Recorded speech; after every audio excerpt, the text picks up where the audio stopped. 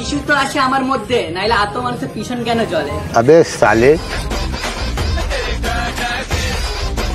দেখ ভাই, আমি না খুব পরিষ্কার ভাবে কথা বলতে পছন্দ করি। কেন তোকে কেউ বলেনি আজ পর্যন্ত যে তোর বালের মতো হাসিটা দেখি গাঁট জ্বলে যায়? সরি, তোর বালের মতো মুখটা দেখলেই গাঁটটা জ্বলে যাচ্ছে। ইস্যু তো আসে আমার মধ্যে, নাইলে এত মানুষের পিছন কেন চলে? আর রইলো পরে বাকি কথা, ওটা এত নয়, এত মানুষের পেছন কেন জ্বলে। এতটা যখন অ্যাটিটিউড মারছিস, একটু কমসে কম ভালোভাবে কথাটা বলতে শেখ। আর একটা কথা শুনবি ভাই, তোর বালের ঢংটা দেখলেও না আমার গাঁটটা জ্বলে যায়। মায়া ও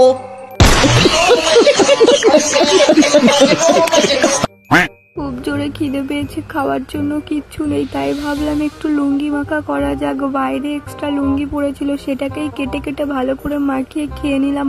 হ্যাঁ, সে কি খিদে পেয়েছিল, খাবার কিছু পাসনি বলে লুঙ্গি ছিঁড়ে খেয়ে নিলি শেষ পর্যন্ত? বলি বোন, তোর বাবার নাম্বারটা না আমাকে একটু দিয়ে রাখিস বুঝলি, কারণ তোর কাছ থেকে মোবাইল আর নুন লঙ্কা এই দুটো জিনিসকে দূরে রাখাটা খুবই দরকার।